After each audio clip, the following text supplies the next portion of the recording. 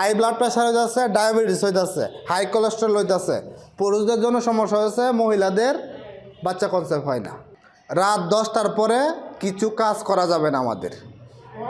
হ্যাঁ, রাত 10টার পরে কি করবো না, এর মধ্যে 5টা কাজ আমি উল্লেখ করছি। প্রথমত হচ্ছে খাবার, রাতে ভারী খাবার খাওয়া যাবে না। হ্যাঁ, রাত 10টার পরে আমরা বলি যে সন্ধ্যার পরেই ভারী খাবার খাওয়া যাবে না। খাবার দাবার শেষ করি কখন? 6টা থেকে 7টার ভিতরে আমাদের রাতের খাবার শেষ করতে হবে। 6টা থেকে 7টার ভিতরে আমাদের রাতের খাওয়া শেষ। আমরা ঘুমাবো 9টা থেকে 10টার ভিতরে। আর বর্তমান সময়ে খাই 12টা বাজে, ঘুমায় 1টা বাজে। হ্যাঁ, 3টা বাজে না। সমস্যা কি? আমাদের হাই ব্লাড প্রেশার হইতেছে, ডায়াবেটিস হইতেছে, হাই কোলেস্ট্রল হইতেছে। পুরুষদের জন্য সমস্যা হয়েছে, মহিলাদের বাচ্চা কনসেপ্ট হয় না। কারণ কি? একজন মানুষে যদি রাতে না ঘুমায়, তার হরমোন যে ব্যালেন্স, সে ব্যালেন্স ঠিক থাকবে না, সে ব্যালেন্সটাও ঠিকভাবে হবে না। আর আমরা যদি রাতে 10টার পরে খাই, কি হবে? খাওয়া দাওয়ার পরে পরে কি আমরা ঘুমাই, শুয়ে পড়ি। নিয়ম কি? খাবার হজম হওয়ার পরে আপনাকে ঘুমাইতে হবে। খাবার হজম হওয়ার পরে।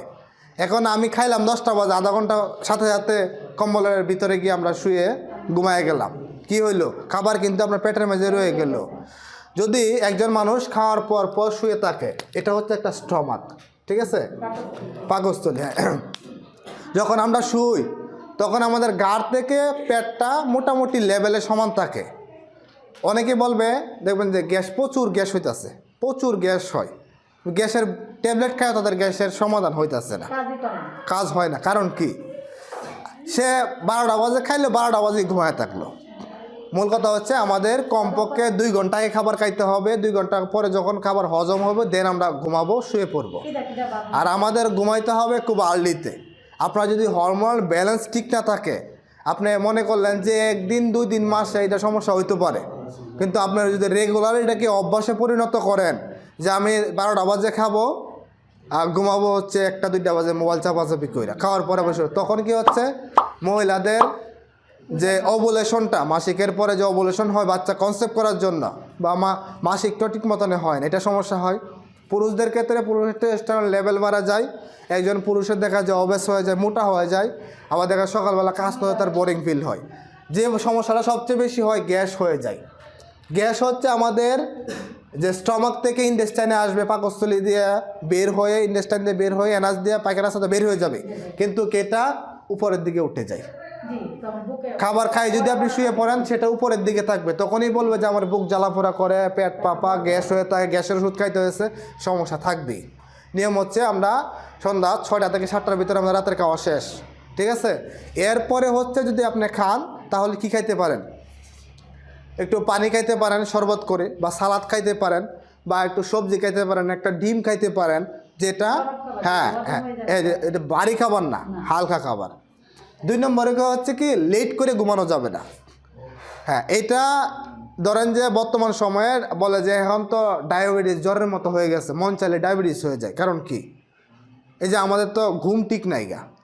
আমি বারবার বলি যে ঘুম যদি একটা মানুষের ঠিক না থাকে, তাহলে তার হরমোন ব্যালেন্সটা ঠিক হবে না, হরমোন সিক্রেশন হবে না। একজন মানুষের যদি হরমোন লেভেল সিক্রেশন ভালো না হয়, তাহলে তার শরীরের ফাংশনগুলো চেঞ্জ হয়ে যাবে।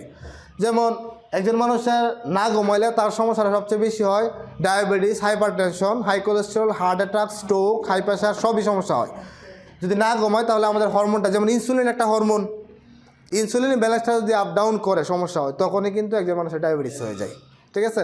অনেকে বলে যে আমার 10-12 বছর, 20 বছর, 25 বছর আমি পরিশ্রমও করি, খায়ও ঠিক আছে, কিন্তু ঘুমায়ও ঠিক আছে, কিন্তু তার জীবনযাত্রার মান কিন্তু ঠিক নাই, তার ডায়াবেটিস হয়ে গেছে। এই জন্য হচ্ছে ঘুমাইতে হবে 7 থেকে 9.5 ঘন্টা। 7 থেকে 9.5 ঘন্টা একজন মানুষের ঘুমানো দরকার। এর ভিতরে আপনাকে ঘুমাইতে হবে 7 থেকে 9.5 ঘন্টা। এরপরে আছে যেটা হচ্ছে পানি। রাতে 10টা-11টার পরে আপনি অতিরিক্ত পরিমাণ পানি খাবেন না। পানি খেলে কী হবে? আপনার ঘুমের ডিস্টার্ব হবে, বারবার প্রস্রাব ধরবে, আপনার ঘুমের ডিস্টার্ব হবে। আর একটা হচ্ছে রাতের বেলা অতিরিক্ত পানি খাইলে যখন বারবার ঘন ঘন প্রস্রাব হবে, প্রস্রাব হলে আমাদের শরীর থেকে সোডিয়াম বের হয়ে যায়। সোডিয়াম কি? লবণ, সোডিয়াম ক্লোরাইড বের হয়ে যায়। যখন সোডিয়াম ক্লোরাইড বের হয়ে যায় তখন পরের দিন স্যার ক্লান্ত লাগে, শরীর থেকে উঠলে তার ঘুম থেকে উঠলে তার ভালো লাগে না, বলবে কাজ করতে ভালো লাগে না, অলসতা লাগে, সমস্যা হয়। রাতে যখন রাত বেশি হয়ে যাবে তখন অতিরিক্ত পানি খাবে না, রাতের বেলা পানি কম খাইতে হবে। পরে যেটা আছে সেটা হচ্ছে 4 নম্বর হচ্ছে রাতের বেলা সিরিয়াস কোনো আলাপ করবেন না, অফিসিয়ালি কোনো আলাপ করবেন না। ধরেন যদি আমরা রাতে যদি এমন একটা কথা বলি সিরিয়াস আলাপ যেটা আমাদের মন খারাপ হইতে পারে, আবার হ্যাঁ তখন কিন্তু রাতে আপনার ঘুম হবে না। অনেকে বলে যে আমি কি নিয়ে একটা কথা হয়েছিল, একটা মনে পড়ছিল, পরে থেকে আর আমার ঘুম হয় নাই। এই যে রাতের ঘুমটা কিন্তু আপনার হইল না, এই ঘুমটা কিন্তু হইল না। আবার অনেকে আছে রাতে শোয়ার পরে মোবাইল দেখে, মোবাইল দেখেও কিন্তু এখান থেকে সিরিয়াস কিছু দেখতে পারে বা কিছু একটা এরকম দেখে তার মেন্টালিতে তার ডিপ্রেশন হলো, খারাপ লাগলো, তখনও কিন্তু তার ঘুম আসে না। ঠিক আছে, এগুলোকে অ্যাভয়েড করতে হবে। পরে যে বিষয়টা আছে যে সন্ধ্যার পরে রাতে আমরা চা কফি কখনো খাবো না, কারণ চা কফিতে কী আছে, ক্যাফিন আছে। আর ক্যাফিন মানুষকে ঘুমাতে দেয় না, ট্রেস করে রাখে, মাথা গরম করে রাখে।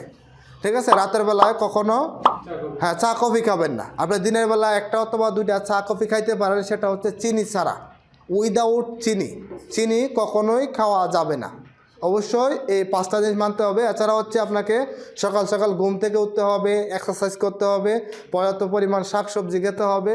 আমার যে ব্রয়লার, লেয়ার, ফার্মের যে গোশত, মাংস, মাছ আছে এগুলো বাদ দিতে হবে, তাহলে আপনি সুস্থ থাকবেন, ভালো থাকবেন।